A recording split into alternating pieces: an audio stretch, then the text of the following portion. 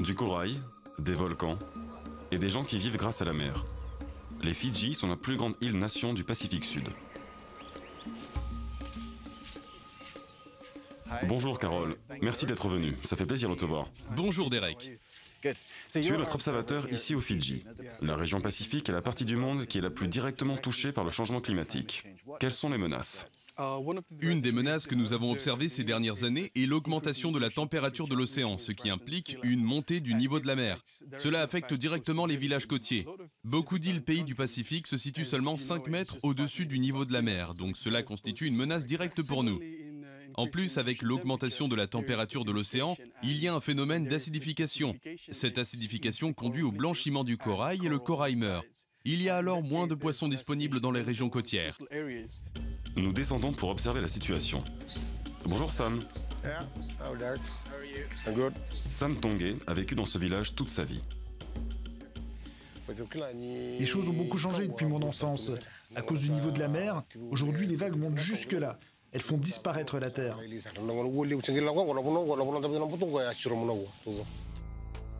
Koroy participe à un programme qui apprend aux jeunes du Pacifique à documenter le changement climatique et ses effets sur les hommes comme Sam.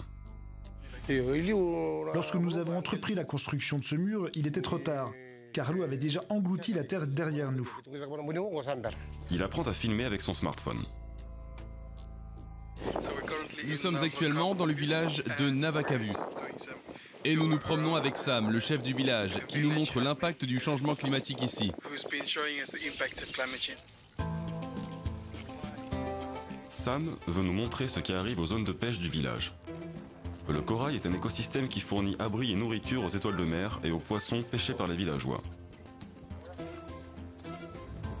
À cause du réchauffement de la mer, les petites créatures qui construisent le corail expulsent l'algue qui donne sa couleur au corail, causant son blanchiment et potentiellement sa mort. Le corail vivant a des pigments marrons sur la tige, et sur les extrémités, les polypes du corail sont blanches. Le corail mort est complètement marron de la tige aux extrémités. Lorsque cette branche se casse, elle devient une autre plante.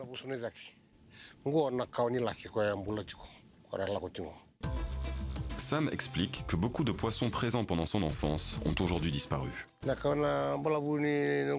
À l'époque, nous comptions sur les connaissances de nos ancêtres, sur le calendrier traditionnel. Mais désormais, la météo est devenue folle. Des fois, il pleut au cœur de l'été. De mon point de vue, le changement climatique est provoqué par les êtres humains qui se prennent pour Dieu. Ils essaient d'être aussi intelligents que Dieu. Est-ce que vous savez quoi que ce soit sur les pays responsables du changement climatique? Les gens parlent du changement climatique, mais je ne sais même pas ce que ce changement climatique signifie.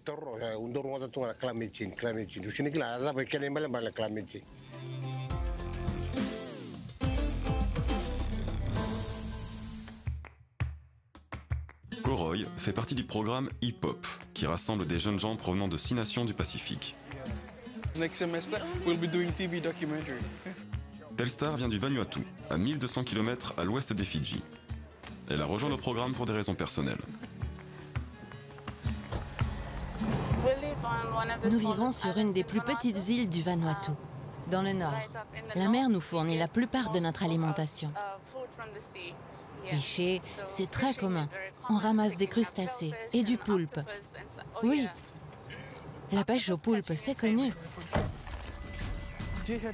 Koroy passe la journée sur un bateau de recherche scientifique pour observer le corail d'un peu plus près. Un hip-hopper a toujours son téléphone dans la main. Ouais, sauf que si jamais il prend l'eau, c'est terminé. Tu as raison, tu as raison. L'équipe est accompagnée d'un chef local afin qu'il puisse parler directement avec les chercheurs à bord du bateau. Au revoir les gars. À bientôt peut-être. Telstar me parle de son village. Ma famille vivait juste au bord du rivage. Mais il y a eu une grosse tempête. Toutes les maisons ont été détruites, donc ils ont dû en reconstruire des toutes neuves, plus à l'intérieur des terres. Est-ce que la mer leur manque? Oui, la mer leur manque. La mer a toujours fait partie de la vie de ma famille. Nous cuisinons avec l'eau de mer. Nous y trouvons notre nourriture et nous nous y lavons.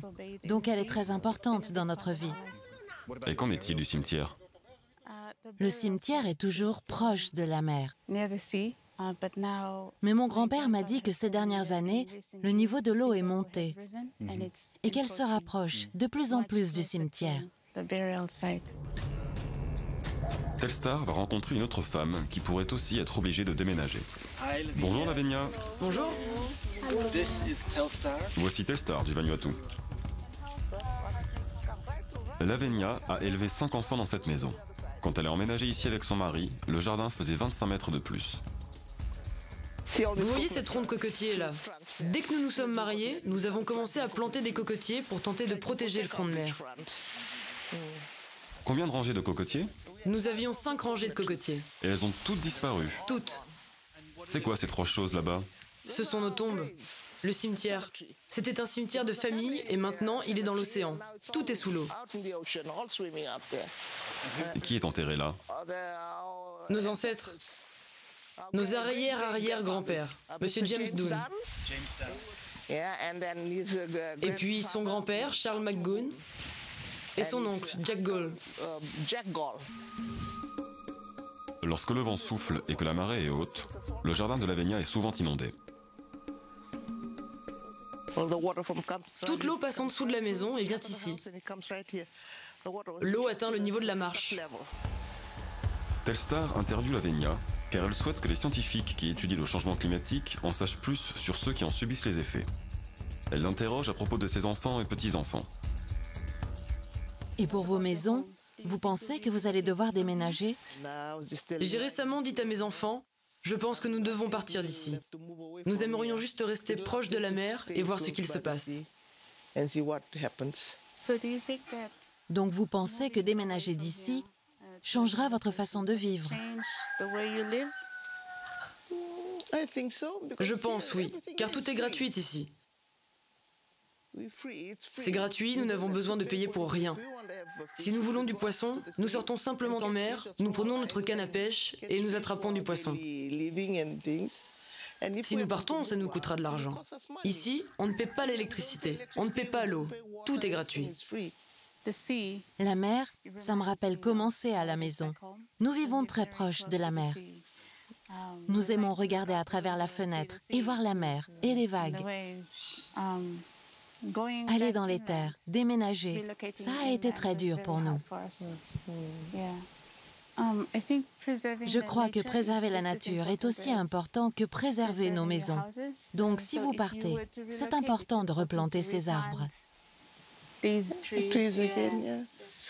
Donc, quand votre beau-frère vous a demandé de déménager, que lui avez-vous dit? Je lui ai juste dit, John, je préférais mourir. Donc, vous ne vouliez pas déménager? Être ici depuis si longtemps et juste déménager. Chaque après-midi, mon mari et moi, on s'asseyait simplement sur le porche. C'est tellement reposant d'être ici.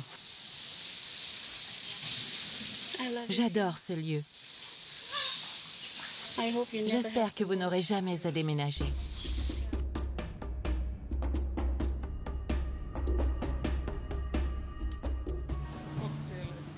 Koroy a été associé à Nilam pour la formation. Aujourd'hui, il visite un bidonville construit à côté d'un conduit d'égout. Ils interviewent le pasteur local, puis direction la base pour le montage. Nilam vient de Nouvelle-Zélande. Pourquoi t'es si populaire? Je ne suis pas populaire. Koroy est trop populaire pour nous. Je dois travailler sur cette vidéo seule. Les hip-hoppers sont basés à l'Université du Pacifique Sud pour la semaine. Ils apprennent à faire du montage vidéo avec ce qu'ils ont filmé.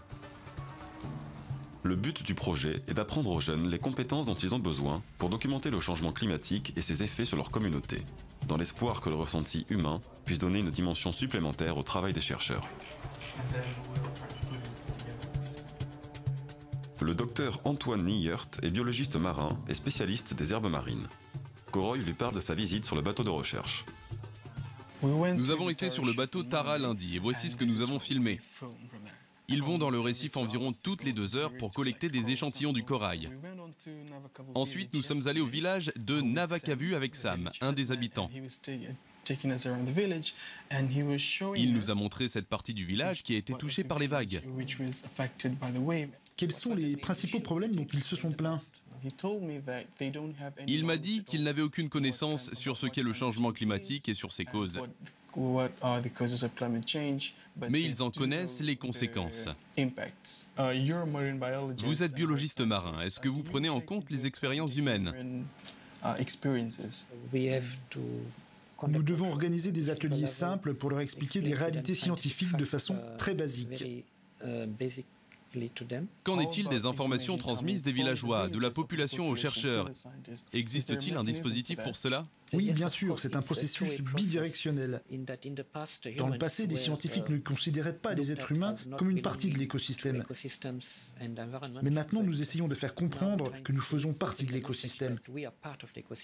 Nous sommes juste une espèce parmi d'autres sur cette planète.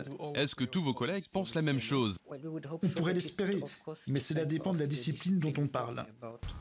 Le docteur Nigert est conscient de l'importance du ressenti de la population. Maintenant, c'est à ces jeunes gens de convaincre le reste de la communauté scientifique, mais aussi le reste du monde.